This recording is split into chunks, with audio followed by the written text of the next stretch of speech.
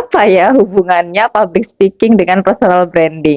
Ini kaitannya apa ya, Mbak? Ini materi yang belakangan juga banyak di-request. Loh, emang kalau personal branding butuh public speaking?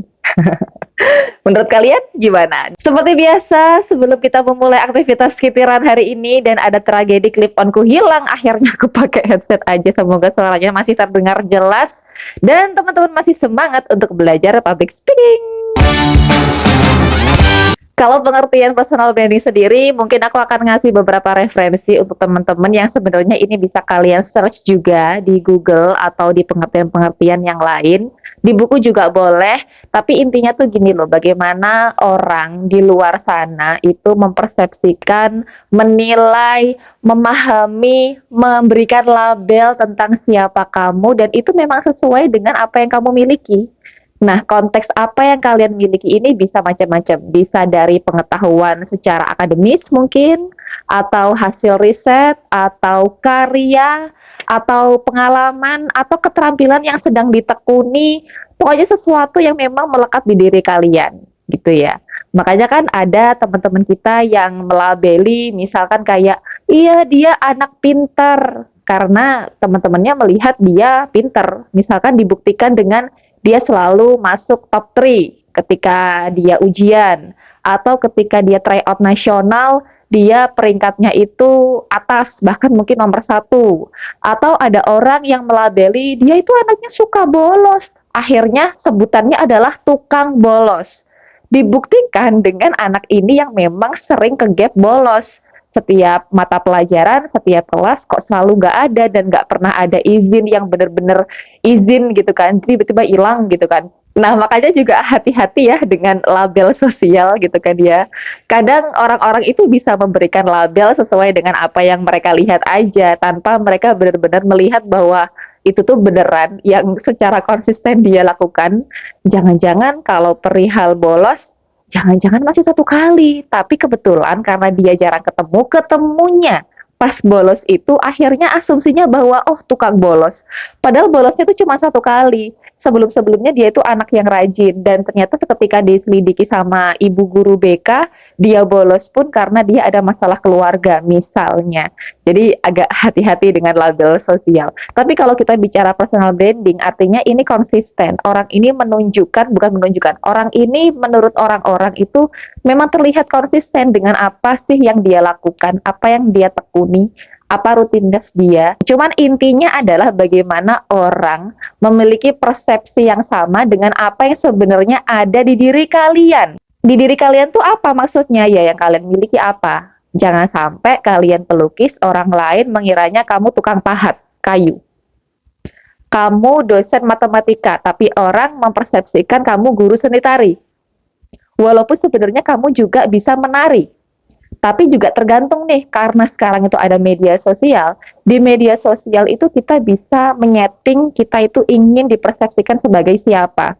Kayak contohnya tadi, dia dosen matematika, tapi dia hobi menari. Dia sangat senang menari, meskipun itu bukan menjadi profesi yang profesional, tapi dia rutin melakukannya. Dia di kehidupan sehari-hari memang dosen aktivitas utamanya, tapi di media sosial dia ingin lebih eksplor tentang dunia tari. Dia punya komunitas, dia sering ikut kompetisi, atau dia sering belajar studi banding dengan sanggar-sanggar tari yang ada di Indonesia keliling rutin tiap bulan. Itu dia komunikasikan dengan media sosial. Akhirnya orang-orang melihatnya di media sosial adalah dia seorang penari, bukan seorang dosen matematika yang sebagai profesi dia sehari-hari. Bisa juga, tapi kan intinya itu ada di diri beliau. Beliau bisa menari di situ, ada, nggak diada-adain gitu kan ya.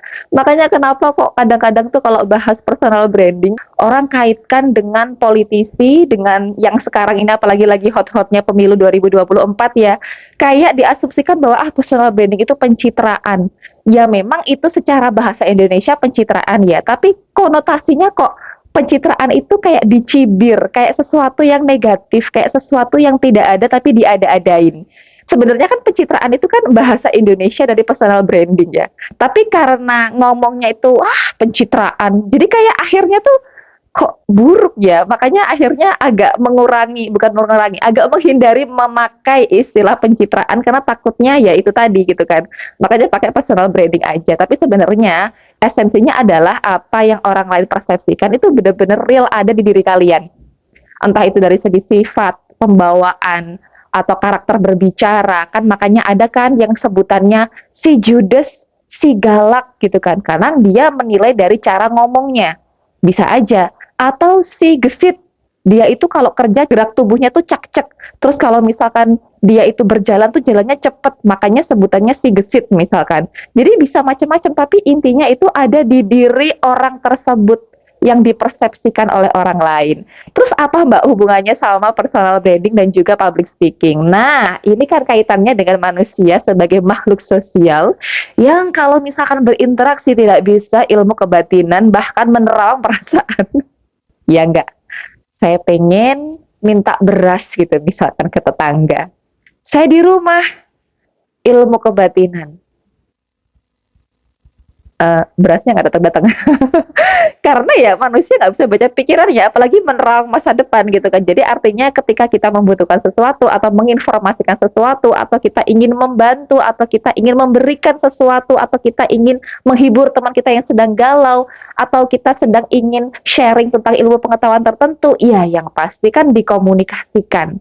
Entah itu komunikasinya bentuknya adalah langsung ataupun tidak langsung. Karena ya itu tadi ya esensinya kita itu makhluk sosial pasti berinteraksi dan interaksi itu menurut salah seorang peneliti, ini jurnalnya aku tunjukin bahwa kesuksesan seseorang dalam berkomunikasi itu adalah mensukseskan juga dia berinteraksi.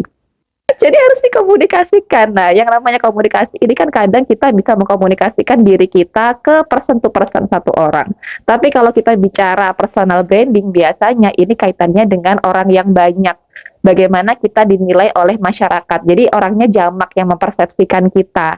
Nah, ini kan kaitannya juga dengan komunikasi yang nggak bisa ilmu kebatinan tadi. Gimana kita bisa tahu kalau dia pelukis kalau misalkan kita belum pernah ngobrol? Apakah ketika kita datang, ketemu, tatap mata saya, aku tebak kamu pelukis ya? Nggak ada obrolan apa-apa dan saya juga nggak browsing apapun tentang informasi beliau. Aku juga nggak melihat di medsos dan lain-lain gitu kan. Apalagi di medsos dia juga nggak pernah mengunggah proses dia melukis atau hasil karya dia. Aku juga nggak pernah diundang di pamerannya, nggak pernah ngobrol apapun soal profesi dia. Gimana bisa tahu? Sekali lagi manusia tidak bisa membaca pikiran, apalagi menerawang masa depan dan perasaan.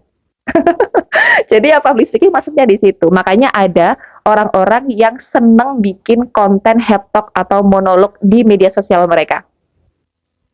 Banyak kan sharing tentang gimana bikin CV yang bagus untuk melamar pekerjaan, sharing tentang mental health issues, sharing tentang finansial, manajemen keuangan, sharing tentang personality development. Nah, itu juga kaitannya dengan itu, teman-teman.